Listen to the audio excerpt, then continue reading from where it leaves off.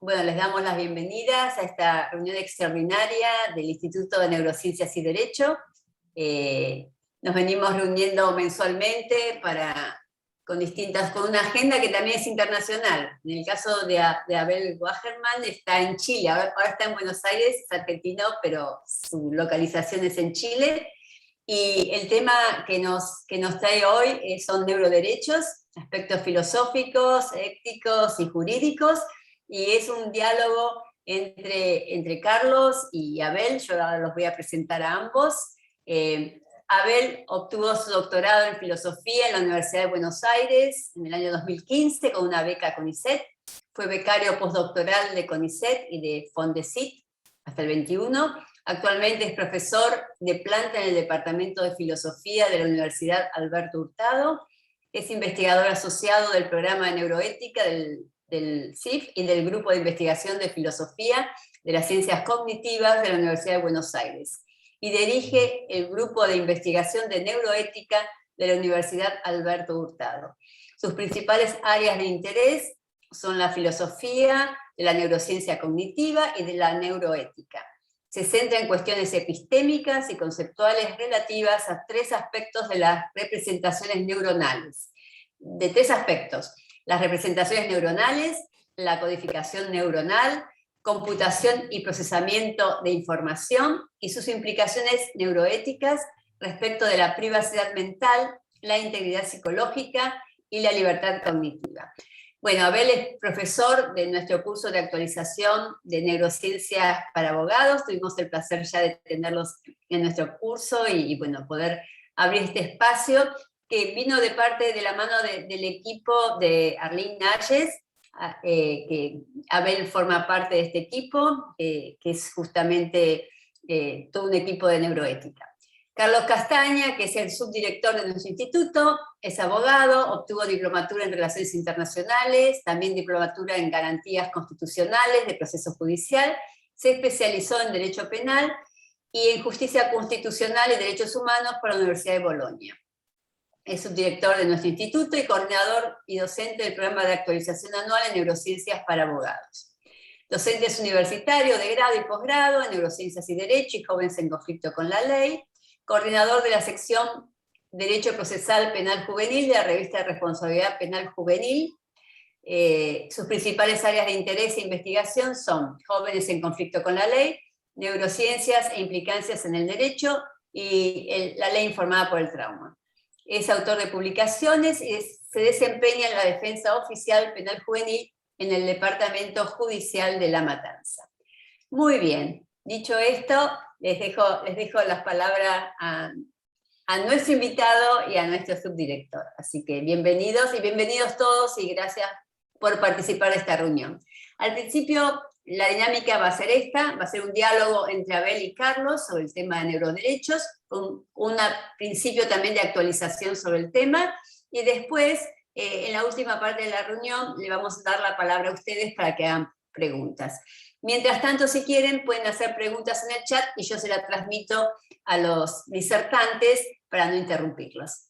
Muchas gracias. Bienvenido Abel y bienvenido Carlos. Gracias, Flavia. Buenas tardes. Les doy la bienvenida también a una nueva reunión del Instituto de Neurociencias y Derecho del Colegio de Abogados de San Isidro. Es un placer y agradezco esta posibilidad que tenemos de encontrarnos nuevamente para pensar, también para explorar juntos, reflexionar e intercambiar sobre todo algunas experiencias, inquietudes fundamentalmente, algunos conocimientos que están relacionados a las ciencias, específicamente a las neurociencias y su interfaz con el derecho. La propuesta concreta, como adelantaba Flavia hace unos minutos, para el encuentro de hoy es que podamos conversar sobre un punto emergente que viene dado de la relación entre las nuevas tecnologías, específicamente las neurotecnologías y las llamadas herramientas de inteligencia artificial, su impacto en la persona humana e implicancias en el derecho, que nos lleva de alguna manera, y para abrir, a realizarnos algunas preguntas como ¿qué es o qué representa ser humano hoy? ¿Cuáles son las potencialidades y cuáles son los peligros? O planteado de otra manera, ¿cuáles son los beneficios y cuáles son los riesgos que representa la aplicación y el uso de nuevas tecnologías, específicamente de neurotecnologías, para la persona humana, y también esto necesariamente nos va a llevar a preguntarnos, en esta interfaz con el derecho, qué es o qué representa ser abogado hoy y cuáles son algunos de los puntos de agenda y desafíos que tenemos por delante. Agradezco especialmente contar con la presencia y valioso aporte del profesor Abel Wagerman Paz. Bienvenido, Abel, también. Gracias por acompañarnos nuevamente en este otro espacio. Es un lujo para nosotros contar con vos. Y como decía Flavia, la idea es que juntos podamos iniciar planteando el tema, dialogar algunas cuestiones muy concretas para el día de hoy, que tienen que ver con debates éticos, filosóficos y normativos en relación a lo que se ha puesto en agenda internacional y también local en Argentina como neuroderechos, o en la literatura en inglés lo van a encontrar como neurorights, y luego abrir para conversar, debatir en conjunto, que desde ya es lo más rico y nutritivo para la construcción del conocimiento y por sobre todo es también el objeto de este espacio del instituto. Nuestra agenda entonces para hoy va a consistir en qué son los neuroderechos, cuál es el debate, como decía, ético, filosófico y normativo que se plantea, cuál es el marco de situación y regulación en Chile, esto también para ver que lo que vamos a conversar no es una abstracción, sino que tiene un anclaje real. ¿Cuál es el marco normativo en nuestra región? Esto dado por la Organización de Estados Americanos, es un tema novedoso y reciente, del cual conversábamos con Abel, a partir de una declaración de agosto pasado. ¿Y cuál es el estado de debate en la temática de neuroderechos en Argentina? Así que bueno, para dar apertura, entonces, hay algunas preguntas que van a guiar esta conversación que vamos a intentar con Abel, que se basan en conocer o plantearnos si necesitamos pensar en nuevos derechos humanos para dar respuesta y protección frente al avance de las neurotecnologías. O hay algunos que lo plantean de manera contraria y se preguntan si resultan suficientes los derechos humanos actualmente existentes y simplemente deberíamos estar pendientes de ver su evolución a partir del desarrollo que haga la doctrina y la jurisprudencia sin necesidad de regular nuevos derechos. Con lo cual un poco la idea es hacer ese punto a punto y abrir el diálogo en este sentido. Y para situarnos ya en tema, hace algunos años, seguramente ustedes se acordarán, que la revolución genética impactó en el mundo jurídico y motivó la aprobación de un marco de protección normativo, convencional y también local para dar respuesta a los desafíos que se planteaban en ese terreno. Bien, en ese paralelismo, hoy, haciendo este punto a punto, lo que vamos a encontrar es que una situación similar se plantea a raíz de los avances de la neurociencia y el desarrollo de las neurotecnologías que, por sobre todo, plantean preocupaciones en diferentes niveles. Nosotros en lo que nos vamos a centrar es en estos tres aspectos: ético, filosófico y legal, como antes decía, en idea de que podamos interactuar sobre el impacto que va a provocar en determinados principios, derechos y libertades fundamentales, que lo podemos sintetizar en la dignidad humana, también los desafíos y planteos que va a provocar respecto al libre desarrollo de la personalidad, de la identidad y la autonomía, y también respecto a los desafíos que va a generar en torno a el principio fundamental de privacidad e intimidad. También se plantean términos de análisis sobre la libertad de pensamiento y de expresión, sobre integridad física y psíquica, y los debates que se presentan, que esto también es fundamental en lo que hace a nuestra realidad específicamente, que tiene que ver con un planteo que está vinculado a la igualdad ante la ley, ¿sí? La afectación que pueden provocar las neurotecnologías en este sentido en cuanto a aumentar esa brecha o disparidad social.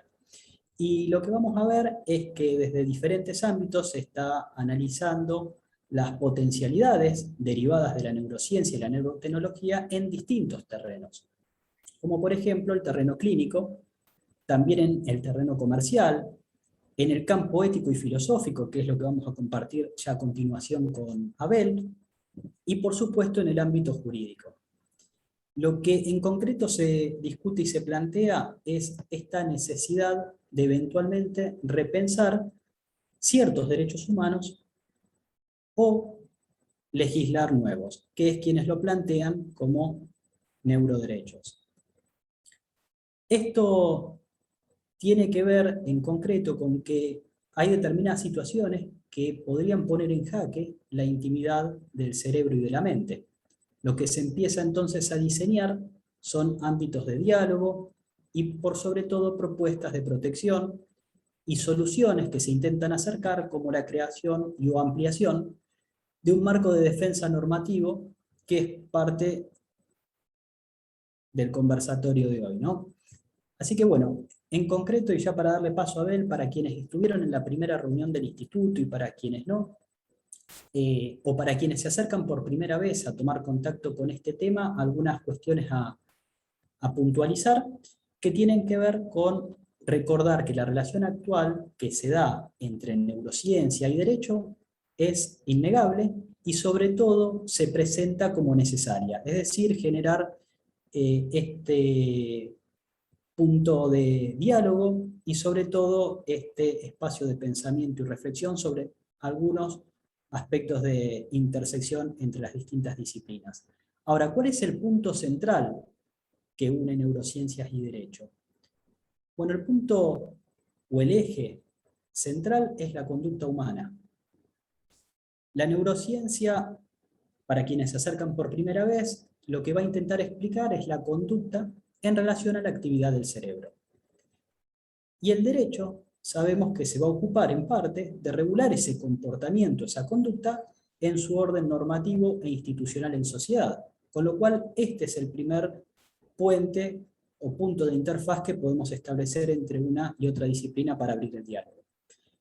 Neurociencia y derecho, también en la literatura que lo van a encontrar como neurolog, entonces va a tener un objeto de estudio particular. Y ese objeto de estudio va a consistir en examinar, y esto es lo interesante para nosotros, qué tipo de transformaciones podrán producirse a nivel conceptual, a nivel teórico y a nivel práctico en el derecho, derivado de los aportes de la neurociencia y también de las neurotecnologías y uso de herramientas de inteligencia artificial. Cuando hablemos de neuroderechos o de neurorights, lo que vamos a estar haciendo mención o a lo que nos vamos a estar refiriendo es al diálogo que ha despertado, que se ha abierto, derivado de analizar esto que antes planteaba, si los derechos humanos existentes permiten brindar un marco de protección en distintos niveles, que son los que va a continuación a compartir Abel, pero que son niveles de privacidad de datos, nivel de integridad mental, también de integridad psíquica, entre otras cuestiones. Dicho esto, entonces, que tiene la idea de abrir el diálogo, lo que vamos a ver entonces es que esta relación en neurociencia y derecho abre paso a una nueva realidad. Y una realidad que en lo que a nosotros interesa tiene que ver con que es susceptible de generar efectos jurídicos. Si genera efectos jurídicos, consecuentemente debe ser analizada y eventualmente regulada. Más concretamente frente a los desafíos que ahora vamos a intentar puntualizar, que plantean, entre otras cosas, como les decía, el uso de las neurotecnologías y herramientas de inteligencia artificial que son capaces de influir en el cerebro humano y consecuentemente en la conducta. Y todas estas cuestiones son estudiadas desde diferentes espacios, como la neuroética, el campo principal de estudio e investigación de Abel, también de la neurobioética, de la neurofilosofía, y también se ha puesto en agenda en cuanto a estudio desde el derecho, en lo que se conoce como neuroderecho. Fíjense que todo esto que en cierta forma parecía de ciencia ficción, ¿no? Futurista o distópico, que veíamos en algunas películas o series como Black Mirror o como Matrix, hoy de alguna manera se transforma en algo concreto, en una realidad, y el debate que se presenta no es sencillo. Es un debate multidimensional, es un debate multidisciplinar y profundo que atraviesa distintas ciencias de conocimiento como la filosofía, la sociología, la antropología, ¿no? El derecho también y otras ciencias. Abel, si te parece bien, vamos a conversar entonces un poco sobre qué son los neuroderechos, cuáles son algunos de los puntos principales que se plantean en relación a debates éticos y filosóficos, y por sobre todo conocer el Estado de Chile para después poder conversar en el marco normativo ampliado sobre este Estado en Latinoamérica y en Argentina. Bien, así que bueno, te paso la palabra y abrimos el diálogo. Dale, buenísimo. Muchas gracias, Carlos, y muchas gracias, Flavia, por la presentación previa. Bueno, como muy bien ya describió Carlos, el vínculo entre neurociencia y derecho es innegable, digamos, en la medida en que ambas son disciplinas que están fuertemente enfocadas por diferentes motivos, con diferentes objetivos en la conducta humana. Y tal vez hacer solamente la precisión de que en el caso de la neurociencia, no toda la neurociencia está enfocada en la conducta, aunque probablemente en última instancia el objetivo es entender la conducta humana en su estado normal, en su estado patológico, sino que hay ciertas áreas de la neurociencia, en particular la neurociencia cognitiva, la neurociencia conductual, que son áreas que están enfocadas más enfocadas en la conducta humana, digamos. ¿Y por qué lo menciono esto? No solamente como para hacer una especie de precisión conceptual, sino porque tiene que ver con la razón por la cual empezó a surgir la preocupación por los neuroderechos, más allá de esta interfaz entre derecho y neurociencia que existía con lo que en inglés se conoce como neurolaw, o neuroderecho en español. La preocupación específica por los neuroderechos tiene que ver un poco con el contexto del avance de la neurociencia, y en particular de las partes de la neurociencia que se dedican al estudio de la conducta. Que esto tiene que ver con, principalmente hay tres hitos que se pueden mencionar. Uno tiene que ver con el avance de la disciplina que es la neurociencia cognitiva de los 90, por lo cual creo que Obama fue el que llamó a los 90 como la década del cerebro, y se puso muy de moda todo esto, lo neuro, y se empezó a usar como una especie de etiqueta digamos, de publicidad, digamos, todo lo que era neuro. Y eso, digamos, eso fue como un primer paso, pero lo importante fue que a raíz del desarrollo de la neurociencia empezaron a aparecer programas a nivel nacional o regionales en todo el mundo, muy importantes, que propulsaron un desarrollo muy fuerte de las neurotecnologías. Obviamente con el objetivo último de tratar o abordar las problemáticas que tienen que ver con los desórdenes psiquiátricos y neurológicos, digamos, que tienen un gran impacto tanto incluso a nivel económico, digamos, en los diferentes países. Entonces hubo como un interés global, digamos, en el desarrollo de la neurociencia, que se cristalizó primero, obviamente, lo que ustedes ya conocerán, la iniciativa BRAIN de los Estados Unidos, la cual después propulsó, digamos, otras iniciativas en otros países como China, Corea, en la Unión Europea. Está el Human Brain Project, que forma parte de la profesora Alvin Salles. Japón, Canadá, Australia y otros países crearon proyectos similares, y lo interesante es que el desarrollo de estos proyectos generó dos cosas. Por un lado, un desarrollo muy fuerte de las tecnologías para de lo que comúnmente se entiende como tecnologías para leer, por un lado, y para escribir sobre el procesamiento neuronal, que son metáforas estas que básicamente se refieren al hecho trivial bueno, tampoco tan trivial, pero digamos al hecho un poco más pedestre de de poder analizar estados neuronales y poder extraer a partir de ese análisis información acerca de estados o procesos mentales, y tecnologías para escribir sobre el cerebro de alguna manera, que son tecnologías que apuntan a modular el procesamiento, a cambiar o alterar de alguna manera el procesamiento, los procesos mentales, o las capacidades mentales. Y digamos, eso por un lado, una primera alerta saltó de parte de algunos de los neurocientíficos que estaban digamos, liderando proyectos de punta en lo que concierne a este tipo de tecnologías. Uno de estos neurocientíficos es justamente Rafael Yuste, que es el director del Centro de Neurotecnología de la Universidad de Columbia, en Nueva York, y que él estaba desarrollando ciertos experimentos, en este caso todavía no con humanos, con ratones, pero que usando una técnica de bastante última generación, como es la autogenética,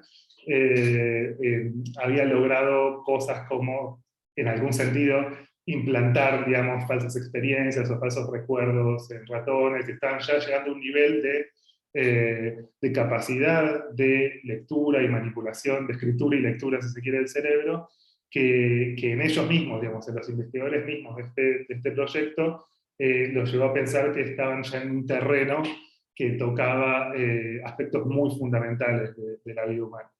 Eso por un lado, digamos. Ya, en ese momento ya a raíz de esto, se formó un grupo que se conoce como el Morningside Group, que es un grupo interdisciplinario de expertos que se reunieron en una sala que lleva el nombre Morningside, ahí en la Universidad de Columbia, digamos, este grupo es el que pensó un marco para la regulación del desarrollo y aplicación de las neurotecnologías que contemplen, digamos, aspectos fundamentales de la vida humana como aquellos abordados por los derechos humanos.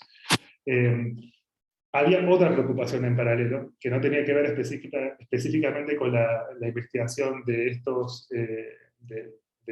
neurocientíficos, que tiene que ver con el desarrollo del mercado de la neurotecnología a nivel mundial. O sea, paralelamente a estos proyectos que se daban a nivel estatal, está habiendo, digamos, un gran desarrollo exponencial de lo que es el mercado de la neurotecnología.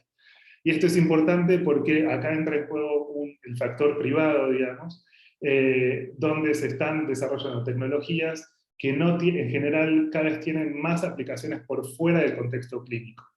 Esto quiere decir que son tecnologías que al menos en principio tal vez no serían aprobadas o evaluadas como si fueran tecnologías de la salud digamos, o productos que se van a usar dentro del ámbito de salud, y por lo tanto su regulación es más difusa, digamos. No es obvio, digamos, cómo hay que regular estas tecnologías que ya están siendo aplicadas en Chile, en China, en varios países, en contextos educativos, en contextos de salud, en Estados Unidos incluso en contextos militares, o sea, varios contextos que exceden, digamos, el ámbito de la salud. Entonces ahí es menos claro, digamos, cuáles tienen que ser los lineamientos para regular estas tecnologías. Entonces todo este tipo de preocupaciones llevaron a este grupo de expertos, digamos, en derecho, en neurociencia, empresarios de la neurotecnología, a pensar como una especie de código ético vinculado a los derechos humanos. Y ahí, como bien señaló Carlos, hay como tres grandes posiciones, tal vez más, pero una tiene que ver con el marco regulativo que tenemos a nivel de derechos humanos es suficiente, no tenemos que trabajar sobre eso, sino sobre su aplicación. Aquellos que piensan que hacen falta nuevos derechos, completamente nuevos, que son los famosos neuroderechos, y una posición intermedia en la que se pide que haya una especie de desarrollo o profundización de los derechos existentes.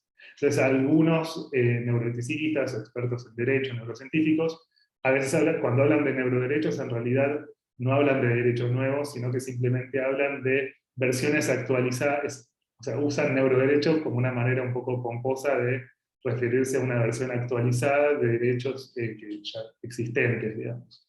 Y un poco en esa línea, digamos, se está discutiendo hoy. Y hay, básicamente, el Morningside Group pensó en 5 neuroderechos clave.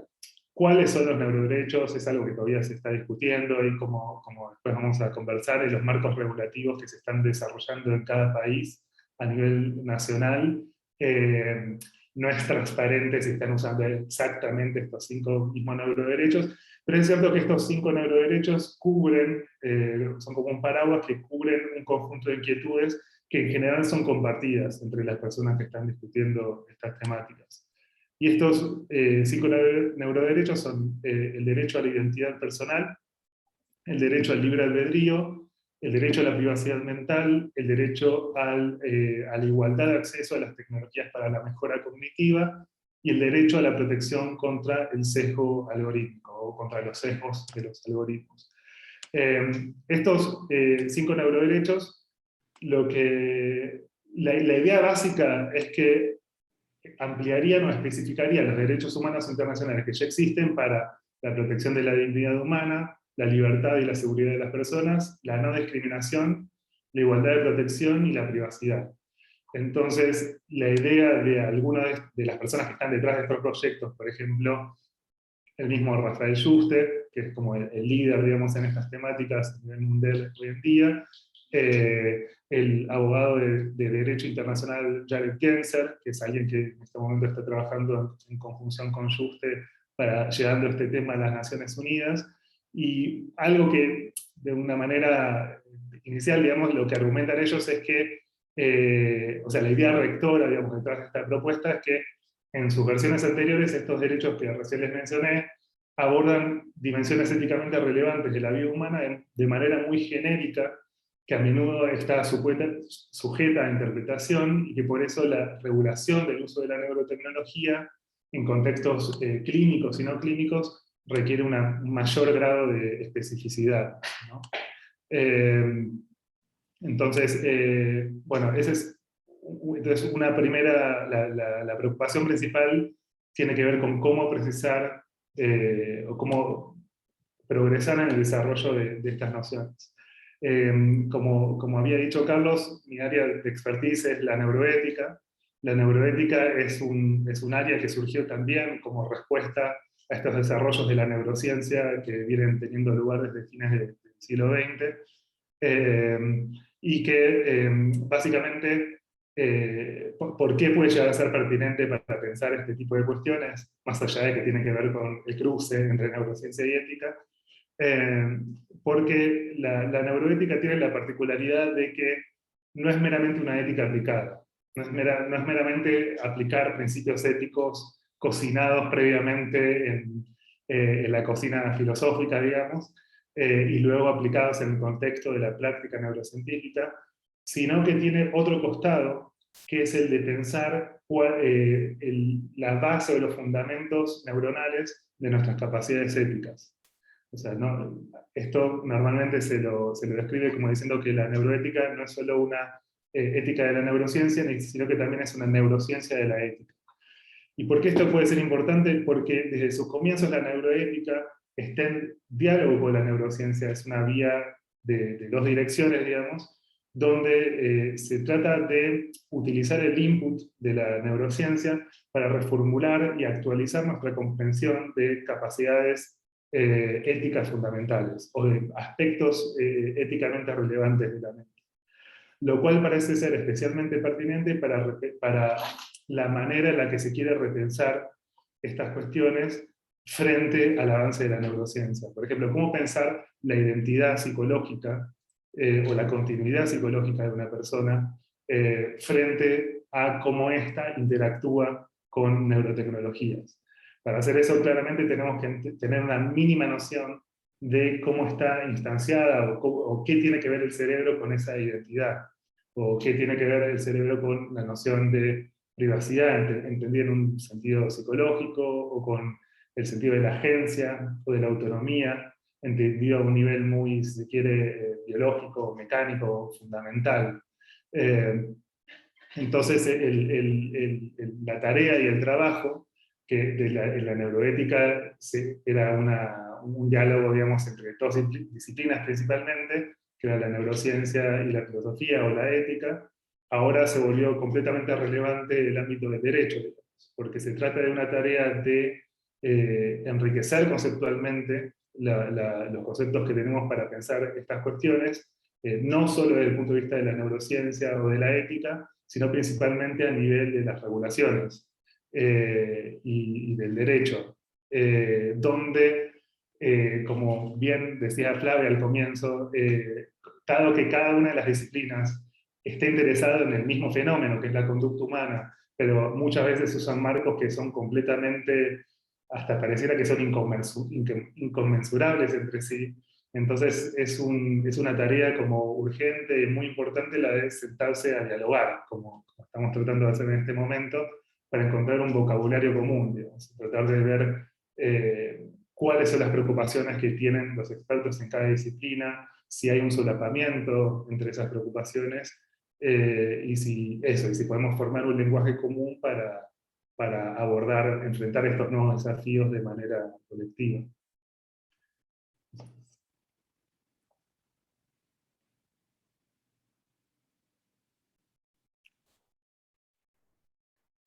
No.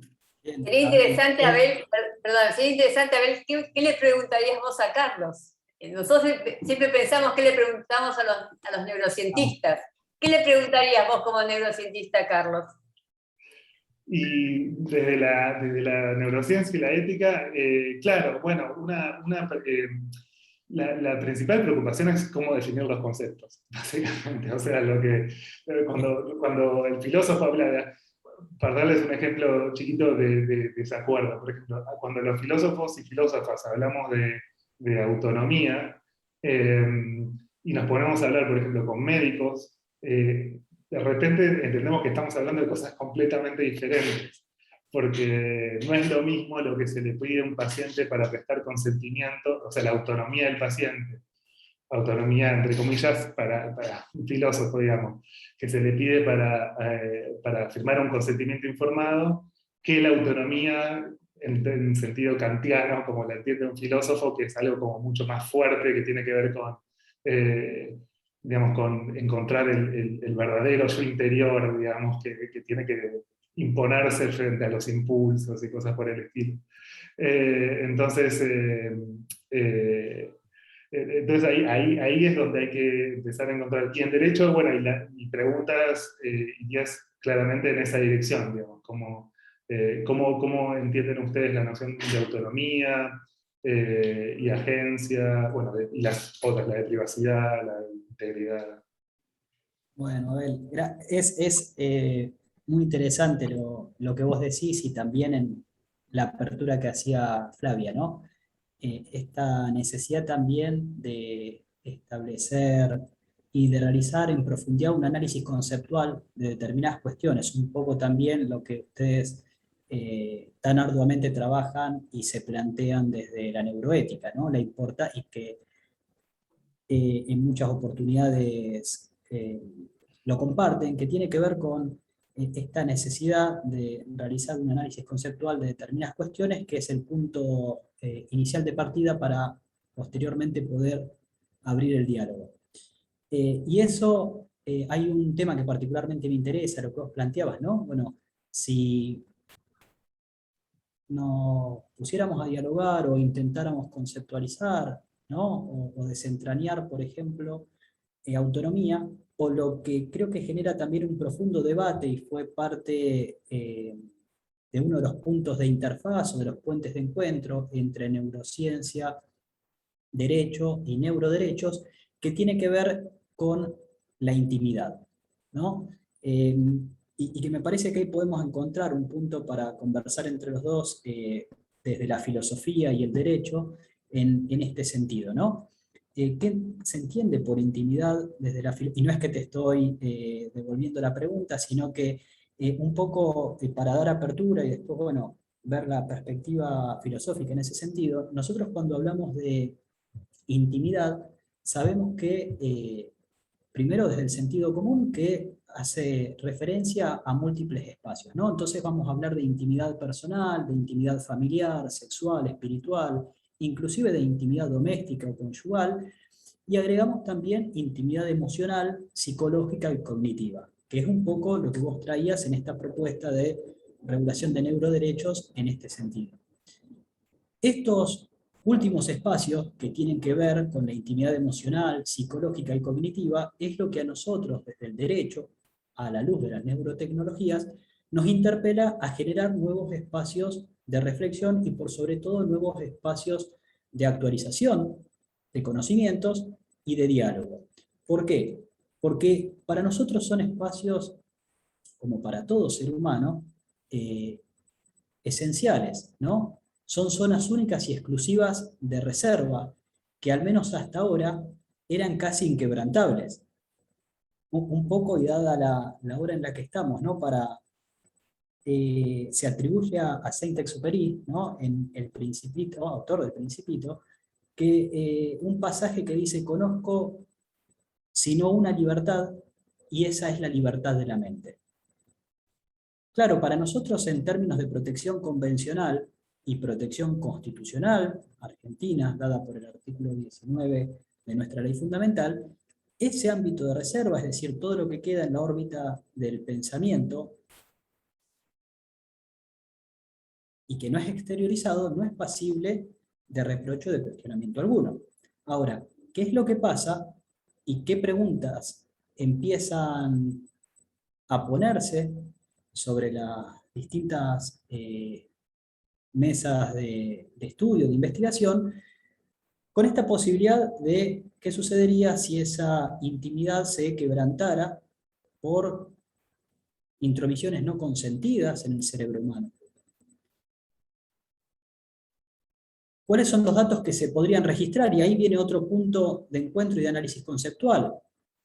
¿Qué es un dato neuronal? Uno de los temas que también está en agenda y que cuesta acordar, ¿no? Y en lo que hace a intimidad, que es muy interesante, ¿y por qué traigo este tema? Porque haciendo un paralelismo con la libertad de expresión, por ejemplo, en el Comité Interamericano de Derechos Humanos existe la Relatoría especializada en libertad de expresión, que se encarga de estudiar y de ampliar el debate sobre el análisis en profundidad de esta cuestión y lo que hace en términos, ¿no?, de derechos humanos, que tiene que ver con una contextualización geográfica e histórica, ¿no? Los derechos nacen y se van transformando de acuerdo al devenir del desarrollo de la sociedad. Entonces, si nosotros vamos a hacer un análisis de intimidad, por ejemplo, y vamos a hablar de intimidad cerebral y de esta protección, tenemos primero que acordar y analizar qué es lo que vos, Abel, planteabas, ¿no? Y ahí nos vamos a encontrar con varias cuestiones, porque vamos a pasar de un recorrido histórico y vamos a empezar haciéndolo muy, muy concreto, pero si nos remontamos a Hobbes, a Locke, a Stuart Mill, fueron quienes originariamente empezaron a señalar de alguna manera, con ciertas diferencias entre los tres, que el individuo debía contar y disponer de un espacio de vida privada libre de toda intervención estatal. Es decir, la intimidad se planteaba en ese sentido. Y de alguna manera originariamente esto surge y se estructura con el objeto de que la persona pudiera disponer de un ámbito especial para sí y para su familia, ¿no? Esto en el derecho angloamericano conocido como the right to privacy, el derecho a estar solo, y que pudiera gozar de esa protección contra todo tipo de intromisión por parte del Estado o de terceros. ¿Qué es específicamente lo que se trataba de cuidar, de proteger? La dignidad humana y también el respeto mutuo y el libre desarrollo de la personalidad. Esto que vos también planteabas sobre qué entendemos por identidad, construcción de identidad e inclusive eventualmente la posibilidad, que lo conversábamos en otro espacio, que pudiera existir una cierta transferencia de conciencia, que nos replantea en términos de identidad, y vuelvo a la pregunta de la introducción y de la apertura, que tal vez parecía sencilla, pero que intento acercar esta pregunta a distintos espacios porque es un interrogante que me planteo a mí mismo, esto de qué es o qué significa ser humano en el día de hoy. Y en términos de identidad también plantea grandes debates. Todo el aspecto de identidad fue cambiando con la aparición de nuevos dispositivos y aparatos tecnológicos.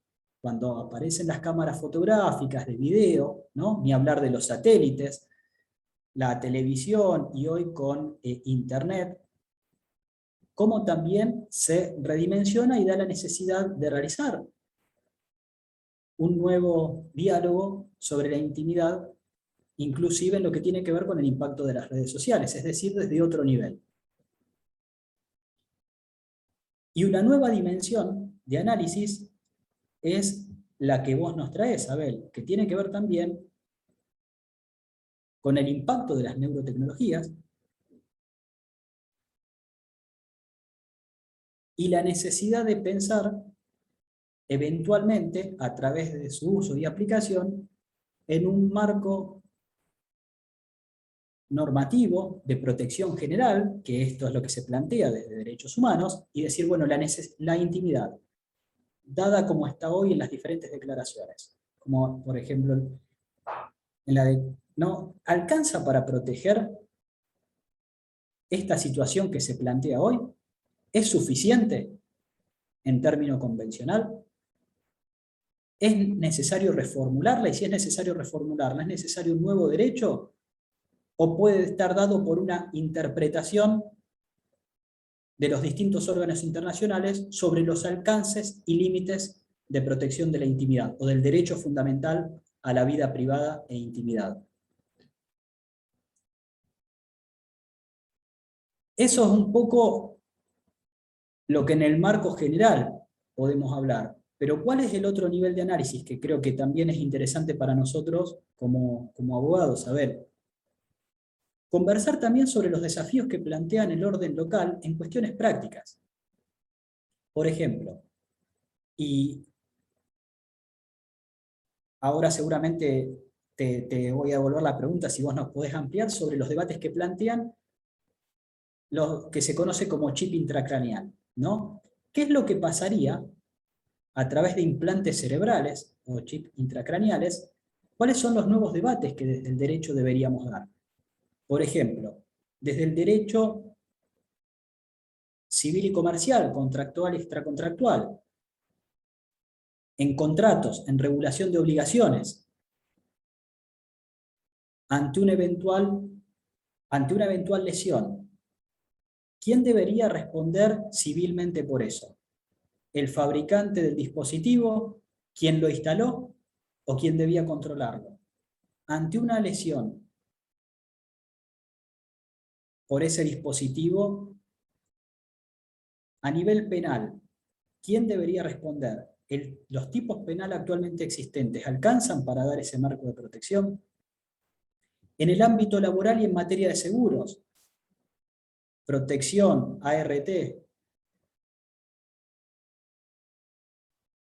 ¿es suficiente la normativa existente para dar esa protección? Es decir, entonces nos plantea distintos niveles de discusión. Pero un poco para continuar conversando, a ver, me parece que es interesante poder visibilizar lo que hace a privacidad e intimidad mental, si a vos también te parece y estás de acuerdo, estos debates, ¿no? que se plantean ya no solo de análisis conceptual, que es el puntapié inicial, sino en la práctica,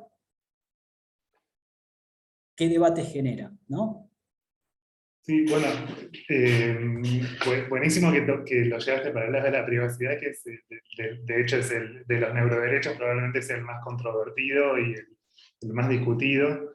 Después, si querés pasamos al tema, cuando hablaste de los chips intracraneales y algunos otros dispositivos electrodos y similares bueno, que pueden llegar a tener ciertas características que son interesantes para pensar otro neuroderecho o derecho que me parece igualmente de complicado de asir, que es el de la integridad psicológica. que ahí hay como un gran debate en torno a cómo entenderla, y ahí creo que también debería haber modificaciones importantes, esa es como mi creencia, pero no sé si tanto respecto del scope, del alcance, digamos, de qué cosas se considera como cayendo bajo el dominio de la salvaguarda o protección de que proporciona ese derecho. Pero eso lo podemos retomar después. Ahora, en lo inmediato, respecto de la privacidad mental, creo que hay dos preguntas principales que se discuten. Una tiene que ver, la primera es, ¿realmente la neurotecnología en su estado actual pone en riesgo la privacidad mental? Es una pregunta primaria, porque, digamos, si en el fondo la lectura de mente hoy en día está en pañales y probablemente tarde mucho en desarrollarse a nivel en el que uno se lo imagina en películas de ciencia ficción, entonces, bueno, ¿por qué estamos teniendo este debate ahora si hay un montón de otras cuestiones que son súper urgentes que ya están pasando? Esa es una primera pregunta, que si quiere, ahora digo algo sobre eso. Y una segunda pregunta es, aún asumiendo que tengamos que hacernos cargo de estos riesgos, la pregunta es la que ya mencionaste antes, Carlos, que es, bueno, esos riesgos son diferentes de los riesgos que presentan las actuales tecnologías que manejan datos personales, que son potenciales facilitadores de intrusiones en la privacidad. Entonces, esas son como las dos grandes preguntas. Respecto de para despejar rápidamente la pregunta, la primera, que creo que tal vez la que más nos interesa, es la segunda, que es el tema de qué es la privacidad mental, si es algo nuevo, si involucra algún tipo de riesgos nuevos que no puedan ser contenidos bajo el concepto de privacidad tal como se han entendido hasta ahora. Hay dos cuestiones que se pueden decir respecto del desarrollo tecnológico. Uno es que la verdad es que hay muchas tecnologías que todavía... bueno, doy un paso atrás. La preocupación es que varias de las aplicaciones para la lectura neurotecnológica de la mente tienen la limitación de que en general no son como un casco que uno se lo pone en la cabeza y de repente empiezan a aparecer en una pantalla las experiencias de las personas o los pensamientos o cosas por el estilo, sino que es algo mucho más rudimentario. Digamos, una persona, después de mucho trabajo en el laboratorio, se le pide que piense en un barco o en un bote, y el neurocientífico puede saber si está pensando en un barco o en un bote. Y listo, digamos, eso es todo lo que va a ocurrir. Entonces, saltar de eso a van a leer mi mente, tal vez para muchos neurocientíficos, de hecho, parece un salto un poco injustificado. Pero hay dos o tres consideraciones que van en contra de esa objeción, digamos. Una tiene que ver con que de hecho ya hay neurotecnologías que pueden ser aplicadas y si bien son rudimentarias, ya permiten un acceso potencialmente a cualquier tipo de contenido, a cualquier contenido de la mente, que son aplicaciones de la neurotecnología que no son meramente leer los pensamientos del cerebro, sino que usan estímulos externos. Entonces, por ejemplo, se puede ponerle un electroencefalograma o usar resonancia magnética y a una persona tratar de ponerle objetos adelante y por medio de su actividad cerebral tratar de determinar si esa persona reconoció o no reconoció el objeto que se le está presentando. O sea, se miden experiencias de reconocimiento o no reconocimiento. Y eso en el contexto de investigación forense, por ejemplo, puede servir para saber si una persona reconoció un sospechoso, o un arma, o una víctima relacionada con un crimen. También se puede, de la misma manera, tratar de entender, extraer información acerca de la orientación sexual, de la empatía de las personas, o otros tipos de rasgos del carácter que pueden ser relevantes en el contexto también de la investigación forense. Entonces, primero que están esas tecnologías, que son más rudimentarias, pero que ya pueden hacer muchas cosas. Y la segunda cosa está ligada a lo que muchas veces se conoce como el dilema de Collingridge, que es, ojo con las tecnologías que todavía no están plenamente desarrolladas, porque si las queremos regular recién cuando estén plenamente desarrolladas, cuando eso pase, probablemente van a estar tan imbuidas en las estructuras y las instituciones de la sociedad que no vamos a poder tocarlas. Y de hecho es lo que pasó con muchas de las tecnologías que tienen que ver justamente con los datos mentales, con la información de la mente, como el famoso psychological targeting que estuvo involucrado en este escándalo de Cambridge Analytica, y que esto tiene que ver con lo que hablamos antes, cómo definir lo que estamos protegiendo, porque antes hablamos de, Carlos, mencionaste lo de los datos neuronales, pero algo que se trata de distinguir muchas veces son los datos neuronales, que es la información acerca de procesos fisiológicos que ocurren en el cerebro, o estructuras anatómicas del cerebro, de información mental, que es la que nos va a interesar más desde el derecho, desde la ética. Que la información es lo que se extrae por medio de análisis súper complicados del dato crudo neuronal, por así decirlo. Digamos, no es que las tecnologías de neuroimágenes nos permiten ver pensamientos, sino que hay todo un trabajo de análisis muy, muy complicado para extraer a partir de esos datos información acerca de estados mentales. Y el punto es que también hay otras tecnologías que ya se están desarrollando que pueden extraer la información mental, no de datos neuronales, sino de otro tipo de datos conductuales, como puede ser nuestros likes de Facebook o nuestra conducta en los espacios digitales.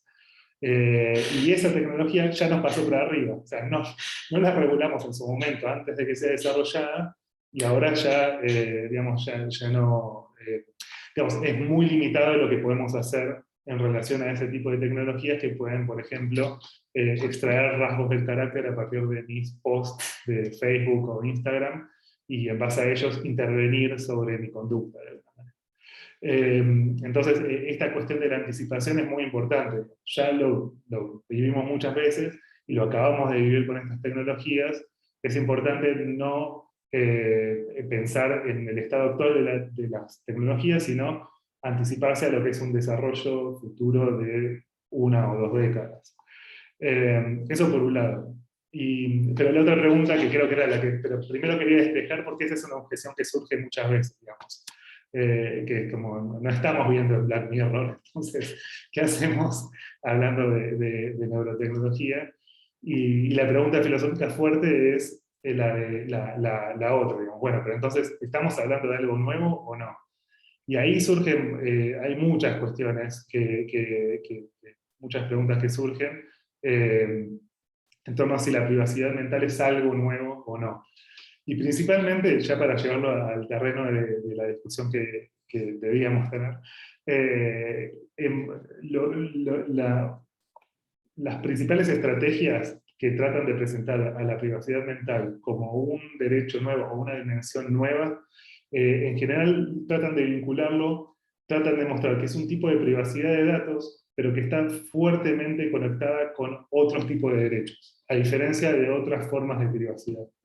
En el caso de Chile, por ejemplo, y en el caso del marco del Morningside Group, que es el que la propuesta chilena está fuertemente inspirada, digamos, en la propuesta del Morningside Group. De hecho, Rafael Yuste atiende a muchas de las sesiones de las comisiones del Senado y de la Cámara de Diputados en Chile que están en este momento desarrollando esas leyes, trabajando sobre el texto. Una de las ideas originales, digamos, era que los datos neuronales tenían que ser protegidos por medio del mismo tipo de regulaciones que se le aplican a los órganos, al tejido orgánico. En particular para la extracción y donación de tejido orgánico u órganos. Y eso implica a nivel legal dos cuestiones puntuales, que es, primero, o la prohibición o la limitación de la comercialización de los datos neuronales, a diferencia de lo que ocurre con otros tipos de datos, y por el otro lado, que el sistema para compartir los datos neuronales, al igual que para la donación de órganos en Estados Unidos, es importante, no en todas partes del mundo es así, incluyendo Argentina, es el sistema de opt-in, digamos. Uno tiene que dar un consentimiento explícito para compartirlos. O sea, uno no comparte los datos por default, así como uno no comparte sus órganos por default, sino que tiene que, en Estados Unidos, tiene que ponerse en una lista para ser donante, de la misma manera, por default uno no consiente donar los datos neuronales. Y la idea de fondo, la idea filosófica de fondo, es que los datos neuronales son de una naturaleza muy diferente a otros tipos de datos, en la medida que se vinculan mucho más fuertemente con nuestra identidad psicológica, con quién somos. O sea, no es lo mismo si yo agarro un pendrive y descargo una experiencia, digamos, muy significativa para mí, por ejemplo, y eso está guardado ahí, que si tengo guardado en ese mismo pendrive, no sé, los datos sobre dónde vivo y mi número de documento, cosas por el estilo. Son datos sensibles, pero que tienen una naturaleza tal que se vincula mucho más íntimamente con, como si fuese un pedazo nuestro, de alguna manera, para decirlo de manera así como muy gruesa. O sea, son algo más parecido a un pedazo nuestro que otro tipo de datos sensibles. Entonces, ese es un poco la idea. Y ese es un poco lo que se está discutiendo, en qué sentido, etcétera. Yo justo hoy publiqué un pequeño opinion, digamos, que es una estrategia para darle forma a esa idea de que la privacidad mental está fuertemente vinculada, por ejemplo, a la identidad. Que es un tema complicado. Hay varios argumentos, después los podemos comentar, pero en general apuntan a apoyar ese idea, de pensar a los datos neuronales como algo que tiene una naturaleza diferente de la de otro tipo de datos. Y eso es lo que en el frente opuesto, digamos, se discute. Bien. Perdón, ¿puedo hacer una pregunta, Abel? Habíamos, un poco retomando lo que decía Carlos, de que la intimidad tenía que ver desde el derecho con no interferencia del Estado de las personas. Lo que pasa es que acá la realidad hackeó este concepto, porque lo que interfiere en la intimidad ya no es ni el Estado ni las personas. Pareciera que es tecnología, aunque detrás de la tecnología está en personas, pero en la medida que la tecnología avanza y también se autonomiza también la toma de decisiones, ¿quién es el que hackea la identidad?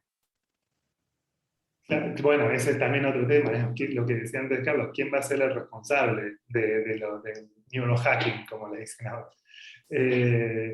Que claro, es muy difícil de determinar porque están, digamos, los algoritmos, están las corporaciones, incluso algo, yo antes mencioné psychological targeting, lo que tiene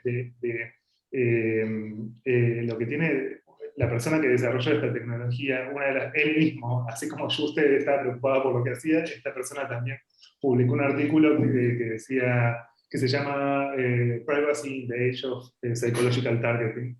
Y lo que decía era justamente el problema es que podemos extraer datos sensibles a partir de datos que no son sensibles. Entonces, en el momento en el que uno consiente a compartir datos, uno está compartiendo cosas, por ejemplo, en las redes sociales, de hecho uno se cuida bastante de lo que comparte y lo que no, sobre todo si uno tiene contactos laborales, digamos, en las redes sociales. Y sin embargo, lo que hacen los algoritmos, que son los culpables en este caso, que son capaces de extraer automáticamente información completamente sensible acerca de nuestro estado de ánimo o cosas que nos hayan pasado, a partir de esta información que no es sensible. Entonces, claramente hay una cuestión ahí rara respecto del consentimiento, de quiénes son los agentes, como decías, porque, bueno, después está también la aplicación de esta información, porque muchas de estas empresas, grandes corporaciones que trabajan de recoger y de armar grandes bases de datos, después esos datos se los pasan por ejemplo, a agencias gubernamentales, que son ellas las que hacen el uso no ético de ese tipo de información, por ejemplo, para sesgar una elección presidencial o cosas por el estilo, las que ya vimos. Entonces ahí, claro, está como demasiado distribuida la agencia al punto de que parece diluirse la responsabilidad, y eso es algo que hay que repensar tal vez en ese sentido también en este caso.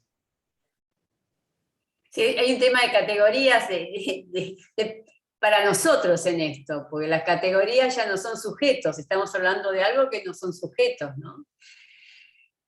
Sí, total. Bueno, ese es otro tema también, que eso está el tema de los sesgos algorítmicos y también la preocupación por el libre albedrío que comprende lo de la autonomía y la agencia, que esa es otra cuestión, digamos, que vinculada a la automatización de la toma de decisiones. Ese es otro gran tema, digamos. En contextos médicos, en contextos jurídicos, en contextos de todo tipo, digamos, los que se automatiza la toma de decisiones, y donde además los mejores algoritmos para tomar decisiones, algunos argumentan, son aquellos que son opacos, que no sabemos cómo llegaron a esa decisión. De alguna manera que no podemos, digamos, la persona que se vale de esos algoritmos no puede ser responsable de aceptar el output, digamos, de la decisión de una máquina, porque no tiene acceso a cómo esa máquina llegó a tomar esa decisión. Entonces eso le quita también agencia y responsabilidad, por ejemplo, a un médico. Si el médico dio por bueno, digamos, el diagnóstico de una máquina, y no tiene manera de acceder a cómo la máquina llegó a esa decisión, entonces parece ser que se diluye completamente la responsabilidad del médico en la aceptación de eso. Y esa es otra cosa, pero de eso también se puede trabajar desde el punto de vista tecnológico, de cómo avanzar hacia algoritmos que sean más transparentes para los usuarios. Y entonces eso tiene una posible solución tecnológica. Por eso es un diálogo fuertemente interdisciplinario, donde los ingenieros también tienen un asiento en la mesa, digamos. Para el caso de la privacidad también, justamente una de las cosas que se trabajaba, las indicaciones al proyecto chileno, se indicaron varias cosas que tenían que ver con la tecnología. Por ejemplo, que los dispositivos, esta cuestión del opt-out, del opt-in que mencioné recién, que esté de alguna manera instalado en el hardware de las nuevas neurotecnologías que estén disponibles para el público general. Que por default, digamos, desde el punto de vista físico, los dispositivos no puedan compartir información o que precisen del consentimiento explícito de las personas. Entonces ahí... Hay un tema interesante, Abel, que creo que sería bueno conversar antes de pasar a lo concreto sobre el Estado o el marco normativo en Chile, que tiene que ver también con este planteo que se da en lo que hace a innovaciones en ciencia y tecnología, y específicamente en neurotecnologías, que de alguna manera se muestran como ciertamente promisorias en relación a la posibilidad de generar mejoras sin precedentes en lo que es la vida de los seres humanos, ¿no? De alguna manera capaces de sortear o paliar actuales enfermedades o discapacidades,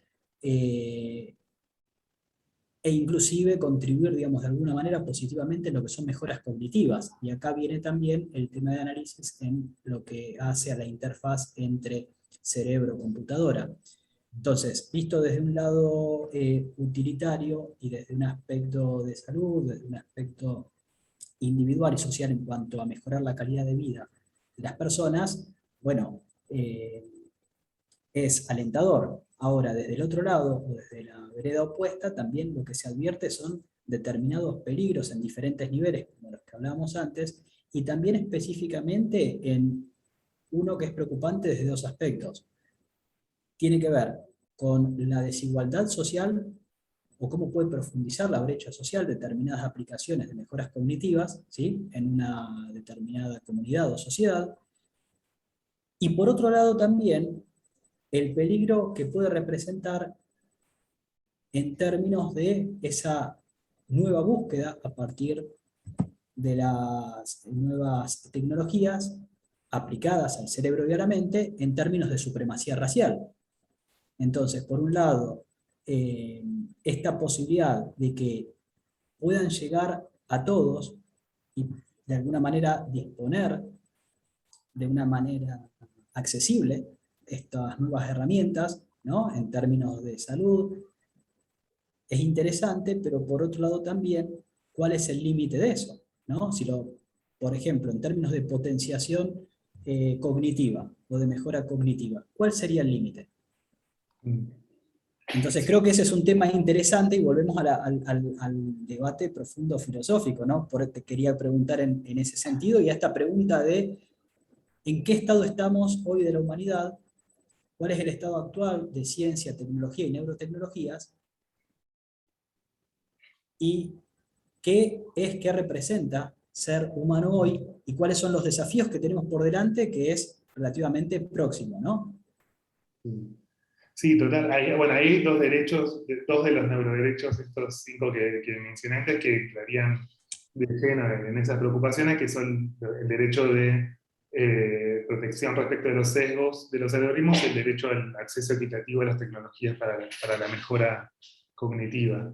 El que los dos derechos involucran en el fondo muchas preocupaciones, subpreocupaciones más chicas que se conectan con lo que estabas mencionando de diferentes maneras, porque el de los sesgos tiene que ver con, claro, muchos de los casos clásicos se mencionan cuestiones más de tipo racial, por ejemplo, el hecho de que ciertas neurotecnologías, en la medida que se desarrollaron, aplicándolas a cierto tipo de población, van a ser más eficientes funcionando con esa población que con otra que no haya participado en el desarrollo de la misma.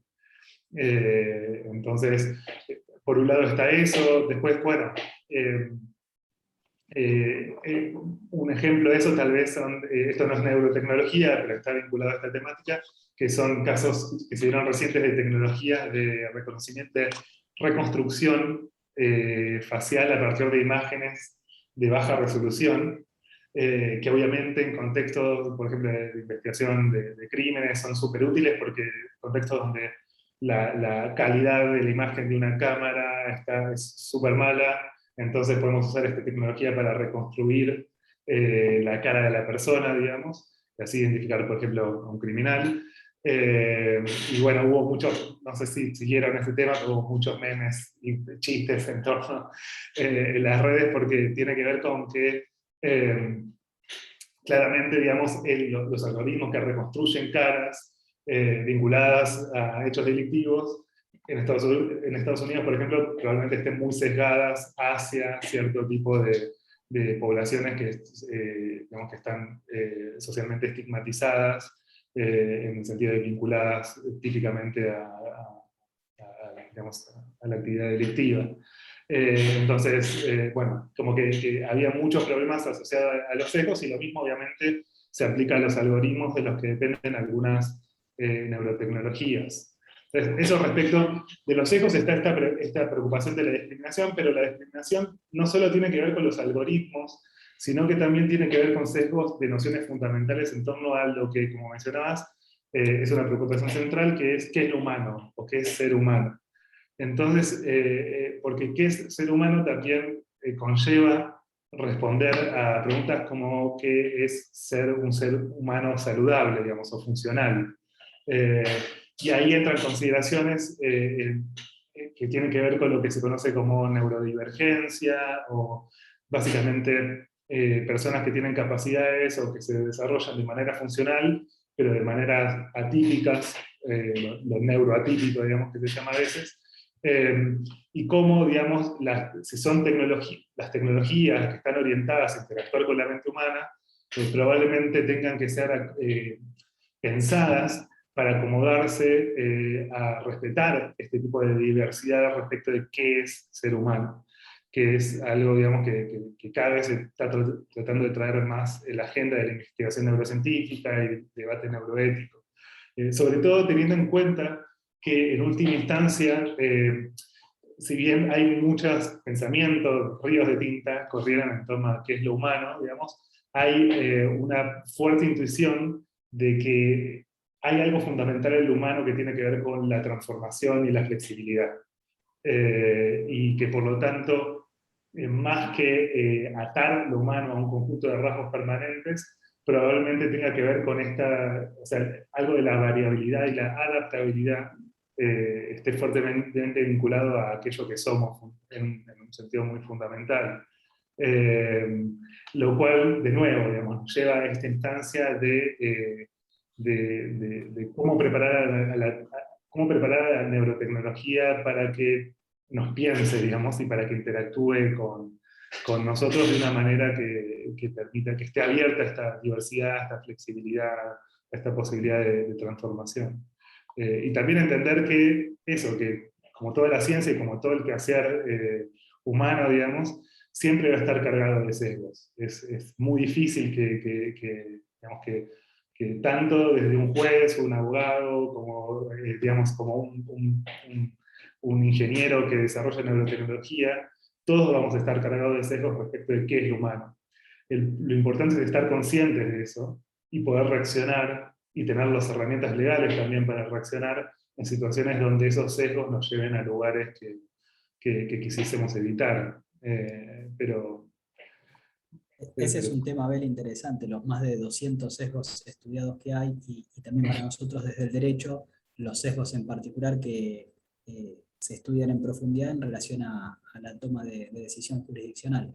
Pero bueno, si te parece bien, contarnos un poco cuál es el estado de Chile para llevarlo a la práctica, ¿no? Esto que venimos hablando, que a veces parece un tanto abstracto, y nosotros como abogados muchas veces necesitamos estructurar, encontrar ese anclaje, dónde exactamente. Así que bueno, si te parece bien, contarnos un poquito eso y complementarlo cuenta un poquito cómo está el estado de la Organización de Estados Americanos en ese sentido, como para después abrir a preguntas. Buenísimo. Sí. Bueno, en Chile hay dos grandes proyectos, que fueron los dos desarrollados por la Comisión de Desafíos del Futuro, Innovación y Tecnología del Senado de Chile, que está presidido por el senador Guido Girardi. Y uno es un proyecto de reforma constitucional que modifica un artículo muy puntual de la Carta Fundamental de Chile, y que básicamente articula el derecho o reformula y precisa el derecho a la integridad psicológica. Ese proyecto de ley en este momento fue aprobado en general y en específico por el Senado, pasó a Cámara de Diputados, le hicieron ciertas indicaciones y modificaciones en diputados, y esas indicaciones tienen que ser ratificadas por la Comisión del Senado. Ahora hace unos días, hace unas semanas las estaban revisando, pero está muy pronto a salir, digamos, ese proyecto de reforma constitucional, lo cual es interesante porque en Chile están justo atravesando un proceso constituyente fuertísimo, en el que básicamente van a reescribir su constitución de cero, con una carta hoja blanca, con lo que es interesante pensar en cómo estos tipos de preocupaciones van a jugar, digamos, dentro de este proceso. Y el otro es un proyecto de ley mucho más específico, mucho más detallado, que básicamente articula el detalle, digamos, de cada una de las preocupaciones sobre las que estuvimos hablando. Directa o indirectamente aborda las preocupaciones vinculadas a los 5 neuroderechos. En este momento, todavía este es mucho más complejo, entonces en el Senado le hicieron una serie de indicaciones bastante larga, en base a la cual se está haciendo una segunda versión del proyecto, bastante más extensa, más precisa, a mi parecer más interesante incluso, mucho más compleja, que está siendo tratada. Creo que fue ayer que hubo una sesión de la Comisión de Desafíos del Futuro que estuvieron, creo que ya casi llegaron al final de las indicaciones, o sea, que están prontos a la nueva versión, que va a tener que ser aprobada por el Senado, digamos, para pasar recién a diputados. O sea, el proyecto igual fue aprobado en general en el Senado, con estas indicaciones, o sea, a condición de que tengan en cuenta las indicaciones para su profundización. Y ahora, digamos, la nueva versión, en base a esas indicaciones, está siendo desarrollada. Y como les comentaba, digamos, la versión original, que hay que ver cuándo queda eso, la versión final, tenía varios puntos interesantes. Uno el más controvertido, digamos, es este que les mencioné en torno al manejo de datos neuronales, que a mí me parecía muy atractivo, pero bueno, es polémico a nivel internacional, porque implica que, imaginen que otros países, por ejemplo Argentina, otros países de la región, tengan una política mucho menos restrictiva para compartir datos neuronales, eso podría implicar que potenciales inversores tengan en cuenta que el mercado de la neurotecnología está creciendo muchísimo, entonces potenciales inversores sean espantados, digamos, de países que tengan regulaciones mucho más estrictas. Por eso es muy importante, como les decía al comienzo, lo de pensarlo a nivel internacional.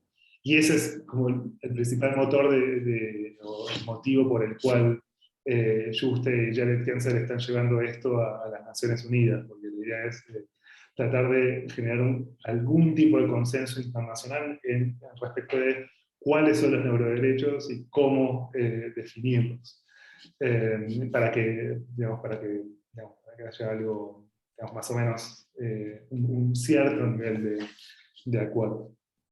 Bien. Bueno, un poco complementando eso, Abel, que es sumamente interesante, puede ser algo bien práctico y cercano. También en el marco internacional hay distintas iniciativas internacionales, ¿no? Algunas recientes sobre los desafíos éticos, sociales y de derechos humanos de la neurociencia, neurotecnologías, como la recomendación sobre innovación responsable en neurotecnología, que es del 2019, dada por la Organización para la Cooperación Económica y el Desarrollo. Y después hay otros instrumentos, como el borrador del Comité Internacional de Bioética, ¿no? Esto de la Organización de Naciones Unidas para la Educación, Ciencia y Cultura de UNESCO. Obviamente, en este marco general, contextual y convencional, citar la Declaración Universal sobre Derechos Humanos en toda la perspectiva que veníamos conversando, y también lo que se desprende de la Carta de Organización de Estados Americanos, es decir, de la OEA en este sentido, pero fundamentalmente lo que me interesa, más allá de estos instrumentos, es que, digamos, son receptados en sí, en una síntesis, en una reseña por el Comité Jurídico Interamericano de la Organización de Estados Americanos, y da lugar a una muy reciente declaración, que es la Declaración sobre Neurociencia, Neurotecnologías y Derechos Humanos, ¿no? Que se titula Nuevos Desafíos Jurídicos para las Américas. Esto es muy interesante, es de agosto pasado.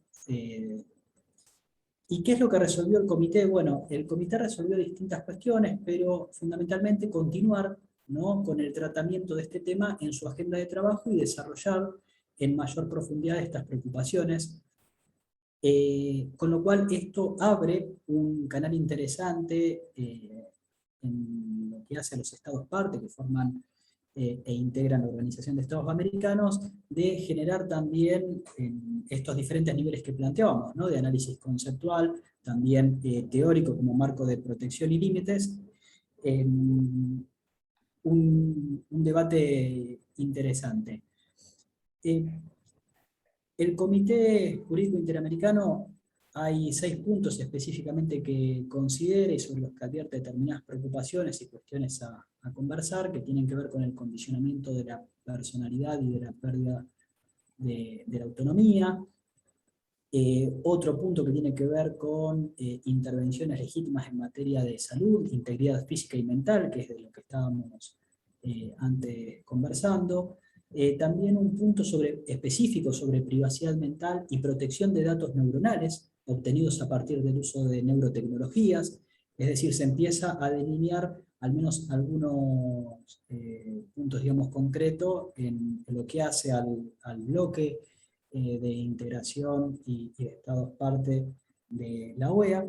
Y también hay uno de los puntos que fundamentalmente me interesa, digamos, que tiene, digamos, relación con el estado actual y la necesidad, digamos, de ampliar los canales de diálogo en la academia, ¿no? Que esto también es un punto, digamos, interesante, que tiene que ver con generar estos espacios de apertura, con estos espacios de reflexión, y específicamente, digamos, en ese sentido, lo interesante es que impulsa también a los estados, al sector privado, al mundo científico, y esto que decía, ¿no?, la academia, a generar, digamos, por un lado, actividades de enseñanza, actividades de investigación, con la finalidad de comprender, bueno, cuáles son las implicancias y el impacto de las neurotecnologías, cuáles son los alcances científicos, éticos y sociales, y también lo que insta en este punto es a promover el análisis y reflexión jurídica sobre neurociencia y neurotecnologías, ¿no? Cuáles son los desafíos, cuáles son las oportunidades también desde la perspectiva de análisis de derechos humanos. Por eso, bueno, también un poco celebrar este espacio y otros existentes, ¿no? Donde podemos generar el diálogo en este sentido. Así que, bueno, ese es un poco como para complementar el estado, digamos, a nivel interamericano y cuál es el estado de diálogo sobre el tema de neuroderechos en Argentina, ¿no? A ver, sobre lo que conversábamos, que es de exploración, digamos, inicial, y lo que sí es interesante es lo que se está trabajando sobre regulación de neuroderechos y la nueva ley dentro del programa Cambio de Roles en el Congreso de la Nación. Esto es algo novedoso en Argentina, y en concreto, ¿de qué se trata? Bueno, el Círculo de Legisladores de la Nación y el Instituto de Estudios Estratégicos y de Relaciones Internacionales, junto con el Congreso, ¿no?, de la Nación, lo que desarrollan es la actividad Cambio de Roles, que nace como una posibilidad como innovadora de acercar el sector académico con el Parlamento, y donde una de las temáticas que se estableció está referida a neuroderechos, ¿no? En concreto, el anteproyecto de ley lo que trabaja sobre neuroderechos tiene por objeto establecer también ese marco normativo para el territorio de la Argentina, y participan específicamente de la Universidad de Chile, con lo cual, bueno, esto es también lo interesante y novedoso para nosotros en ese sentido. Así que, bueno, no sé, a ver si vos querés agregar algo más, o si te parece que abramos a preguntas o algún intercambio, o Flavia, si vos querés también hacer alguna intervención. Como tenemos acá muchos participantes y hasta ahora no hicieron preguntas, a lo mejor es el momento si quieren preguntar algo. Sí, es que por lo que veo me parece que no está habilitada la función del chat. A ver, sí, está habilitada. ¿Sí? Parece Ahí que está, sí, sí. Bien. sí, está habilitada. Pero pueden desmutearse y hacer la pregunta si quieren. Ahí la veo, María José. ¿Querés preguntar algo, María José? Muy bien, desmuteate. Sí, María José. No te escuchamos. Hola. Ahora Ahora sí. sí. Ahora sí. ¿Cómo están?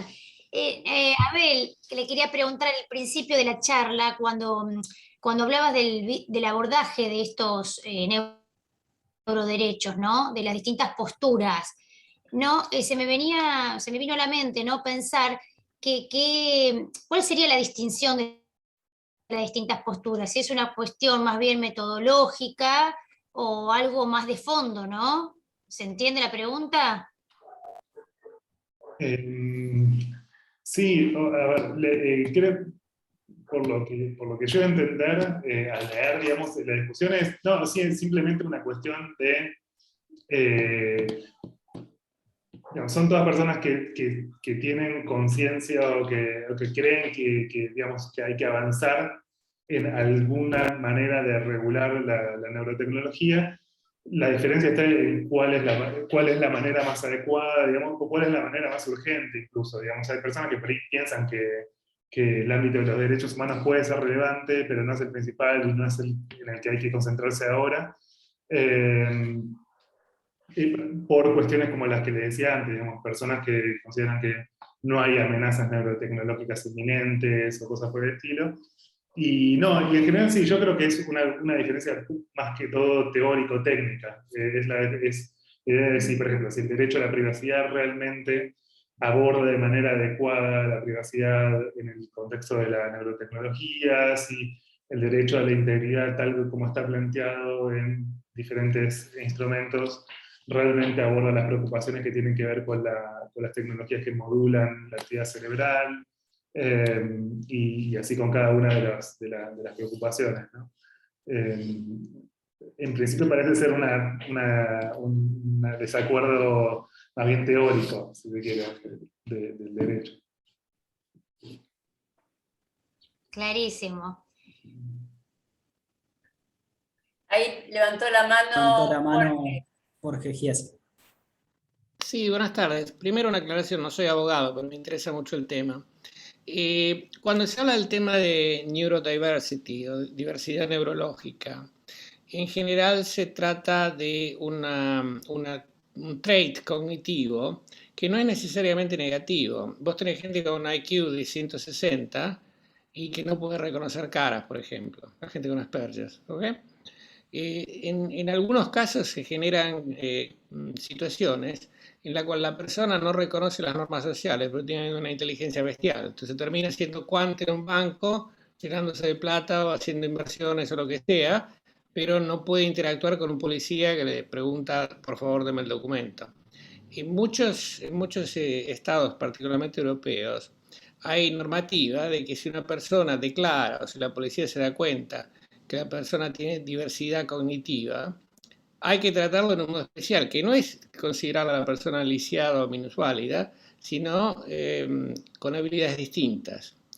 Me preguntaba qué es lo que se está haciendo en Argentina para tutelar a la gente que puede no tener la capacidad social de interactuar con la policía o detectar ironía que la policía puede hacer.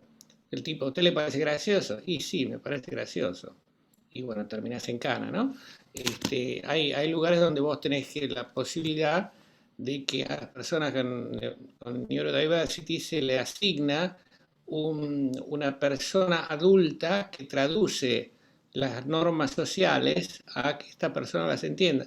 Y esa persona puede ser aprobada de física con IQ de 165. ¿Okay? Me preguntaba si acá en Argentina o en Latinoamérica se está haciendo algo al respecto. Gracias.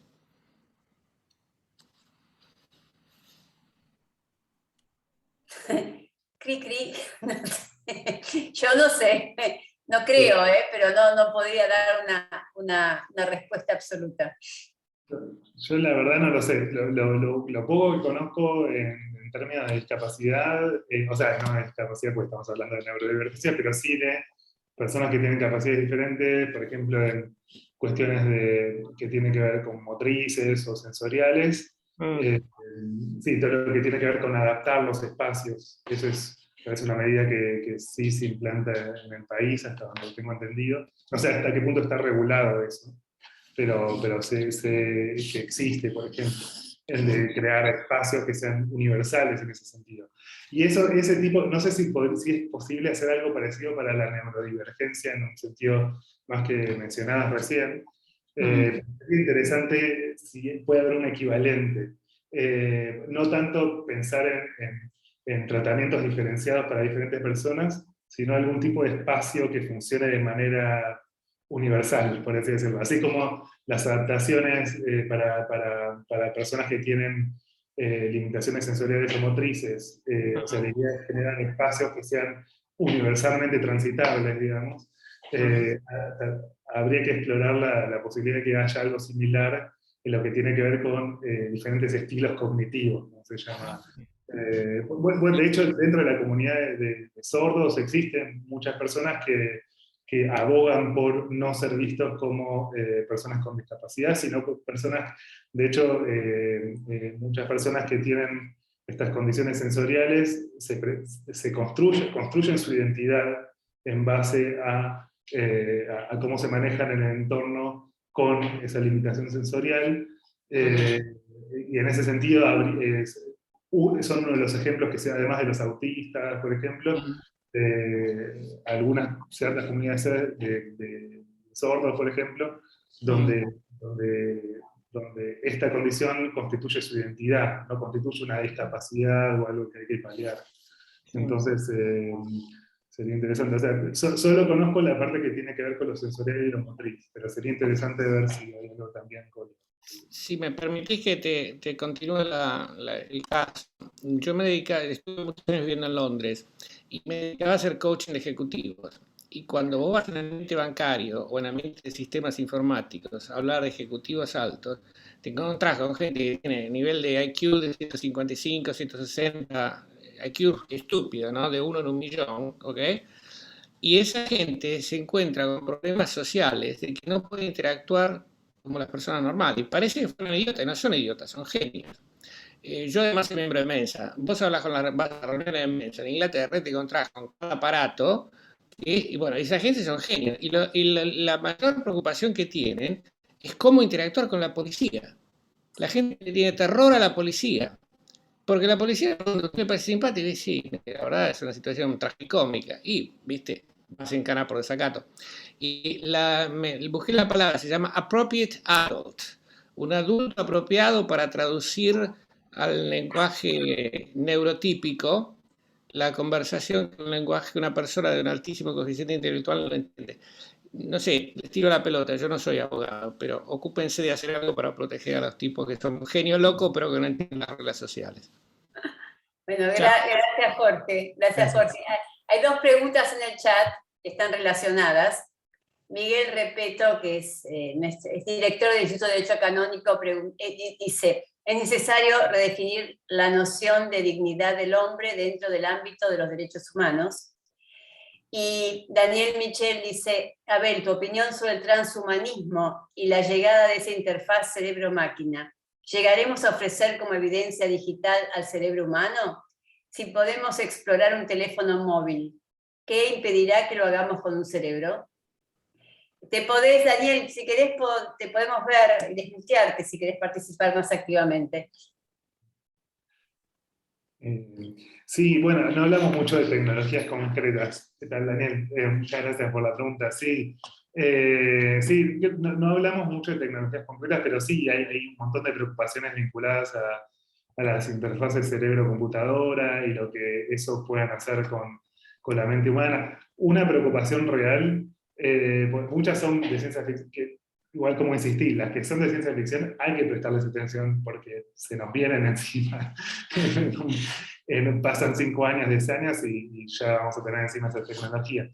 Pero hay otras que ya se están usando hoy en día y generan preocupaciones similares. Hay una que se está discutiendo mucho en el ámbito de la neuroética, que es la Deep Brain Stimulation. Que básicamente es un electrodo que se implanta en estructuras profundas del cerebro para modular síntomas vinculados a condiciones psiquiátricas o neurológicas. Y cuando se pone más polémica la cosa es cuando esos electrodos tocan estados vinculados a condiciones psiquiátricas, como la tristeza, digamos, o la depresión, digamos. Y ahí hay algunos dispositivos de estos de última generación, vienen con un computador incluido, digamos. O sea, el electrodo que está implantado no solo puede escribir sobre el cerebro, o sea, estimularlo eléctricamente, sino también leer y digamos, detectar actividad neuronal e interpretarlo. Y la gran polémica está por estos dispositivos cuando se aplican, por ejemplo, a desórdenes como la depresión, que tienen la capacidad de leer o interpretar estados emocionales y modularlos según lo que el algoritmo interprete respecto a esos estados, si están mal, por así decirlo, o están bien. Por ejemplo, inhibir la depresión o la tristeza en pacientes psiquiátricos de este tipo, lo cual abre ahí digamos, la pregunta, las preocupaciones vinculadas a la autonomía que estábamos mencionando antes, como qué va a pasar con una persona cuyos estados emocionales, digamos, son controlados o supervisados por una inteligencia artificial, como es el caso de estas aplicaciones que ya en este momento están en una etapa experimental, pero con humanos, digamos, o sea que ya estamos ahí a un par de años de que tengamos en contextos clínicos. Entonces, ahí hay ese tipo de cuestiones, digamos, ya como que nos sacan del contexto de ciencia ficción y nos meten en un contexto en el que tenemos que pensar a fondo, no solo desde el punto de vista legal, sino filosófico, como recién mencionaban en el chat, de definir los conceptos fundamentales, digamos, qué es la autonomía, qué es la integridad, qué es la identidad. De hecho, algo interesante que no es para hablar ahora porque esto es largo, pero por ejemplo hay algunas posiciones filosóficas que tienen que ver, que son muy interesantes, que, algunas que vienen desde las corrientes del feminismo, por ejemplo, los enfoques relacionales de la identidad, de la agencia, de la autonomía, que tienen una interpretación completamente diferente de cuál es la relación mente-máquina, mucho menos problemática, en el sentido de que ofrecen una explicación de por qué no toda interacción mente-máquina pondría en riesgo o amenazaría la mente humana, teniendo en cuenta que, digamos, nuestra mente, nuestro cerebro está constantemente siendo influenciado por el entorno, nuestra familia, las instituciones. No somos como una especie de burbuja separada, digamos, del entorno. Entonces, también va a cuenta de eso. A veces muchas de nuestras alarmas, nuestras preocupaciones, tal vez están sesgadas, como decíamos antes, por preconcepciones respecto de qué es la libertad, qué es la autonomía. Entonces, ameritan una discusión a fondo todas estas preocupaciones, creo yo. No sé si respondí algo de lo que preguntaste. Y Daniel preguntó por el transhumanismo también. Ah, claro. Bueno, esa es una super cuestión que tiene que ver con lo que Carlos antes mencionó de la integridad psicológica, que hay algo muy loco ahí, que hay algunos filósofos, hubo una discusión grande en un journal muy importante que se llama New Ethics, que tiene que ver con el tema de la hipótesis de la mente extendida. Unos filósofos, en particular uno es un poco loco, pero súper interesante, que es David Chalmers, junto con otros, Andy Clark y varios otros, argumentaron a favor de que la mente no se termina con el cerebro, que hay muchos dispositivos de los que nos ayudamos para llevar a cabo nuestras tareas, incluyendo los dispositivos digitales, que de alguna manera forman parte de nuestra mente o son parte de lo que somos, de nuestra identidad psicológica, de alguna manera. Y eso es un poco exagerado si uno lo piensa como una calculadora, es parte de mi mente, no diría, bueno, no, digamos. Pero esa tesis se empezó a volver como más plausible cuando uno pensaba en el caso que mencionaba antes Carlos, un chip implantado en el cerebro. No podría ser, si está completamente integrado al funcionamiento de mi cerebro, no debería ser tratado como si fuese una parte de mi cuerpo, básicamente, o un brazo robótico, digamos, una persona que depende de una interfaz cerebro-computadora para caminar, para moverse, para todo tipo de tareas cotidianas. No deberían, digamos, esas interfaces ser tratadas como parte del cuerpo, o el cerebro, o de la mente de la persona. Y ahí entra un poco la cuestión del transhumanismo, digamos, donde los límites donde la integridad física, digamos, se queda un poco corta para proteger aquello que es lo humano, y donde tal vez la identidad o la integridad psicológica sobrepasa los límites de aquello que nosotros previamente consideramos como constitutivo de la mente. Entonces, algunos de estos filósofos, por ejemplo, consideran que cosas como las que le mencioné recién, o sea, que a veces si hay cierto grado de integración entre una máquina y una persona, entonces el estatus legal digamos, de esa máquina tiene que ser el mismo estatus legal que tendría el tejido orgánico de esa persona, o un órgano de esa persona, o cosas por el estilo. Lo cual cambia mucho, digamos, la imagen, en un sentido. Pero bueno, este tipo de cuestiones todavía están completamente dentro de la arena académica. Hasta donde yo sé, no pasaron a términos legales. Yo alguna vez lo mencioné en un contexto más de corte legal y no hubo mucho atractivo, digamos, por ideas de ese tipo. O sea que, pero sí hay preocupación. Por ejemplo, el senador Girardi, yo sé que es como una de sus grandes preocupaciones está vinculada a esto del transhumanismo. Pero hasta donde, o sea, ustedes sabrán mejor, pero hasta por lo que poco que yo sé, todavía no es algo que se haya llevado al ámbito legal, sino más al ámbito ético y teórico.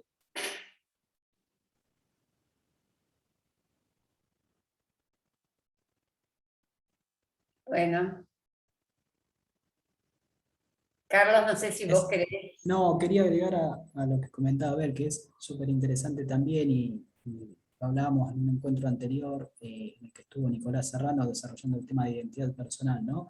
Todos los debates éticos y filosóficos que hay en relación a este planteo, donde bueno, se intenta profundizar un poco esta discusión. Así que bueno, ese es también... Hola Daniel, aprovecho para saludarte. un poco en base a la pregunta que le hacía sobre transhumanismo, que no tanto en términos hoy por hoy de planteo de análisis normativo, pero sí en otras dimensiones que, bueno, que para nosotros también desde el derecho son interesantes, ¿no? Poner en agenda. Esto que vos decías, Abel, no llegar, como muchas veces pasa en el derecho, tarde a la regulación de determinadas cuestiones cuando ya está tan instalado que después cuesta establecer y hacer efectivos determinados límites. Así que, bueno, un poco creo que es eso también. No sé si alguien más quiere... Ahí María Ahí Leandra María levantó Leandra. la mano. María Leandra. Hola, ¿qué tal? Hola, Buenas María. tardes. Felicitaciones a Flavia, a Carlos y obviamente a Abel por escucharte. Una consulta y desde realmente mi desconocimiento. ¿En la legislación de Chile se relaciona en algún momento a los niños, niñas y adolescentes con los neuroderechos? ¿Hay alguna mención o es todavía una discusión que no se llegó y estamos hablando de asuntos más técnicos y operativos? Gracias. Muy interesante. Súper importante la han hecho. Y sabes que justo en la versión original, si no recuerdo mal, no hay nada mencionado. Pero vieron que les mencioné que hubo unas indicaciones por parte del Senado a la comisión, y que en base a la cual están desarrollando la nueva versión. En la nueva versión, que todavía no está disponible en la página del Senado, pero si la quieren explorar, busquen, en YouTube están las sesiones del Senado donde se discute el proyecto. Es súper interesante todas las discusiones que se dieron, o sea que si quieren lo pueden buscar por ahí. Si no, yo busco después los links y los puedo compartir. Ahí sí, por lo menos hay dos instancias en las que se menciona el tema de niñez y adolescencia.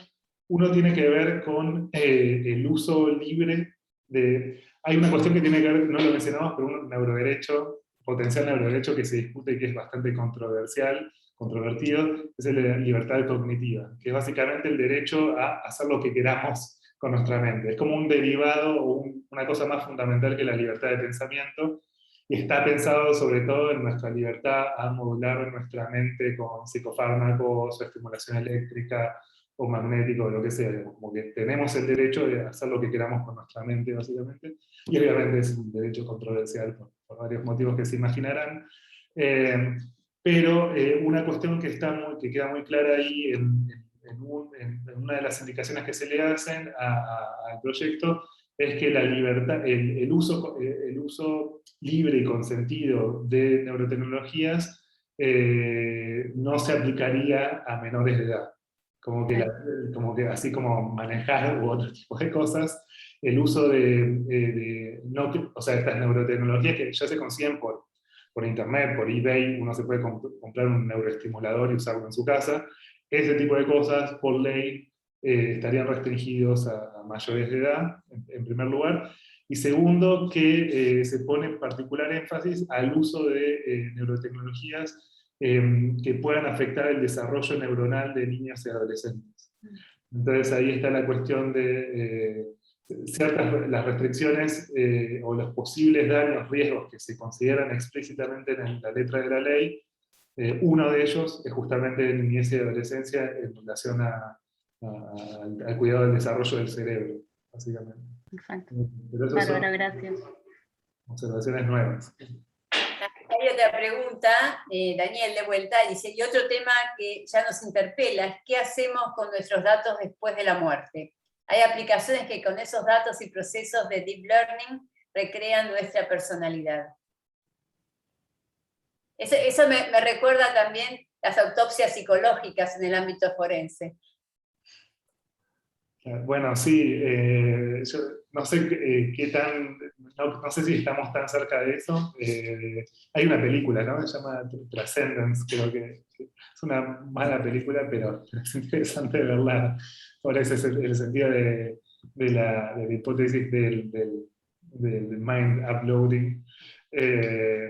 Que sí, bueno, y ahí entra la cuestión de nuevo de definir, como mencionábamos antes, que mencionaba Carlos, de redefinir la identidad y la integridad psicológica, qué es la mente.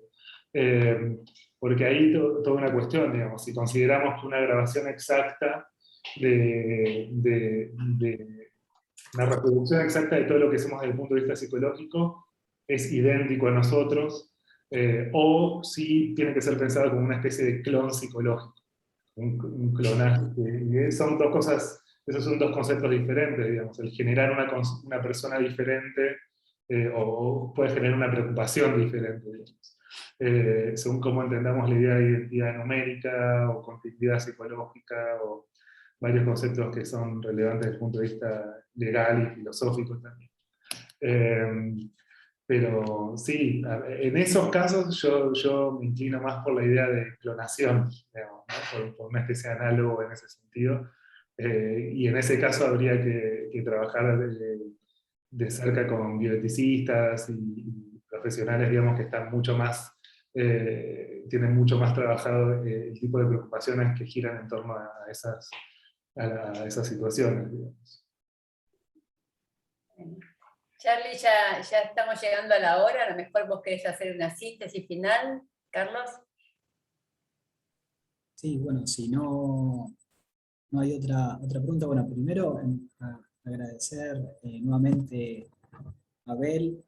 Sabemos también que tiene una agenda apretada y bueno, acercarse nuevamente a otro espacio del Colegio de Abogados de San Isidro, en este caso al Instituto de Neurociencia y Derecho, para nosotros como abogados sumamente interesante poder dialogar con otras ciencias. En el caso de Abel, además, nos interpela a muchísimas reflexiones desde aspectos filosóficos, entonces es muy rico, creo, poner esa pausa y en determinadas cuestiones que muchas veces desde el ejercicio o desde la práctica forense como abogados estandarizamos, ¿no? Y bueno, esto de alguna manera es más que interesante y nos interpela a la necesidad de ampliar nuestro conocimiento en lo que hace al comportamiento humano y repensar algunas relaciones en los tres niveles de los que hablamos al inicio, ¿no? Desde este análisis conceptual, revisar algunas cuestiones, también ahí surgía en el chat esta necesidad, por ejemplo, de revisar la dignidad humana.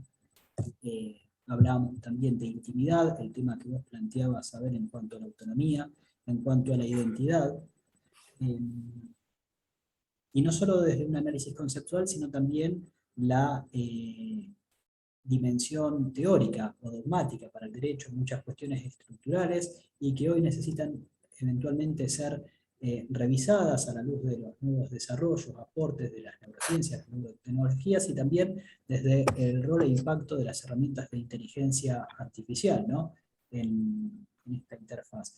Y en tercera cuestión o dimensión es el aspecto fundamentalmente práctico, ¿no? Que nos interpela a decir, bueno, ¿cómo vamos a enfrentar también determinadas cuestiones que hoy por hoy volvemos a esa pregunta inicial, ¿no? ¿Qué representa o qué significa ser humano? De alguna manera el contexto de emergencia sanitaria, y esto en términos filosóficos más existencialistas, ¿no? Sobre existir o pertenecer, bueno, creo que de alguna manera fue un punto de inflexión que llevó a profundos, digamos, replanteos en términos existenciales de la humanidad, y que en esta trilogía tal vez entre neurociencias, filosofía y derecho, en lo que hace a la expresión, digamos, de la conducta y la regulación de esa conducta en determinados contextos, nos lleva a tener que ampliar la escucha por un lado, por otro en los niveles de formación en distintos ámbitos, y por sobre todo profundizar un diálogo horizontal con distintas ciencias de conocimiento, ¿no? Creo que ese es el mayor desafío que tenemos por delante también como abogados, y por sobre todo para llevar adelante un ejercicio profesional más justo, más equitativo y bueno, y por sobre todo más efectivo, ¿no? Que es lo que a veces un poco vemos en la práctica, que nos alejamos de esos niveles de efectividad o de poder dar una respuesta al conflicto que se nos presenta, no al caso que se plantea, sino a las profundidades que lo conversamos en diferentes espacios, de todo lo que implica la problemática, digamos, de las conflictivas que que se traen a conocimiento y que necesitan ya hoy no dar una respuesta solo desde la norma, desde la aplicación de la ley, sino a través de este diálogo con otras ciencias. Así que bueno, esa es un poco la síntesis, continuar generando estos espacios de diálogo entre diferentes disciplinas, entre ciencias, los aportes desde diferentes lugares y la interfaz con el derecho, ¿no? En sus distintos niveles, que es lo que vimos hoy, convencional, constitucional y local en el orden normativo de fondo, ¿no? En el derecho penal, en el derecho civil y comercial, en el derecho laboral, pero bueno, por sobre todo desde lo individual, social y colectivo, en lo que hace a mejorar nuestra calidad de vida como seres humanos y mejorar la posibilidad de desarrollar relaciones sociales e interpersonales más profundas. Así que bueno, un poco es eso. Gracias, Carlos. Solo agradecer también, veo también que hay gente hay de Brasil, de otras provincias también, y bueno, también es muy rico poder generar estos espacios de encuentro en ese sentido. Gracias, Carlos.